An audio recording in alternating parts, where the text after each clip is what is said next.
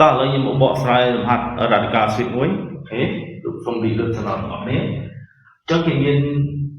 ដំសើមួយលក្ខណៈជា switch នៅក្នុង radical ហ្នឹងអញ្ចឹងលំហាត់នេះមើលទៅដូចពិបាកទេមើលទៅដូចស្មុគស្មាញទេប៉ុន្តែបើសិនជាយើងដឹងពីកលឹះវិញលំហាត់នេះអត់ពិបាកទេទុកអញ្ចឹងយើងមើលអញ្ចឹងខ្ញុំសូមតាមដំសើដោយ A នេះតាមដោយ A តាមដោយ A ចាំពេលហ្នឹងខ្ញុំលើកអង្គពី2ការ៉េមកទៅជាគេវាទៅជា A ការ៉េស្មើជាមួយនឹងរឹសស្មើជាមួយនឹង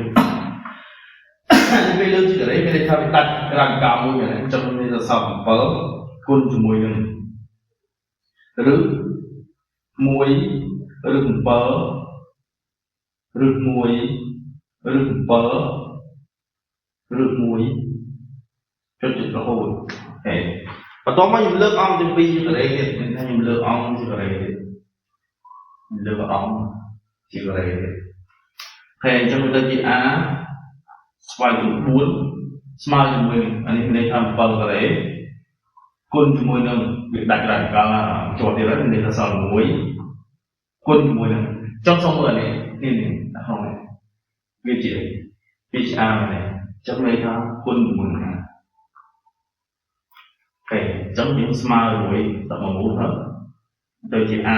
ស្វ័យគុណ4ស្មើជាមួយនឹង49 A អូខេអញ្ចឹងយើងសាកមកទៀតទៅជា A ស្វ័យគុណ4ដកនឹង49 A ស្មើ0អញ្ចឹងពេលនេះយើងទាញ A រៀងឡើងស្មើជាមួយនឹង A ស្វ័យគុណ3ដក49ស្មើជាមួយ0អញ្ចឹងអានេះយើងទាញយើងទាញមកទាញ A ស្មើជាមួយនឹង0អានោះដោយសារតែមិនយល់មែនទេដោយសារតែចំនួនក្រម radical គឺវាអាចឲ្យវាអញ្ចឹងន័យថា A ស្មើ0យល់ទេអញ្ចឹងន័យថា A ស្វ័យគុណ3ដក49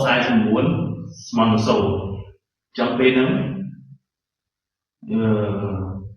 មកទៀត A ស្វ័យគុណ3ស្មើជាមួយនឹង49ចំនាំឲ្យ A ស្មើជាមួយនឹងរឹសទី3នៃ49សូមអរគុណ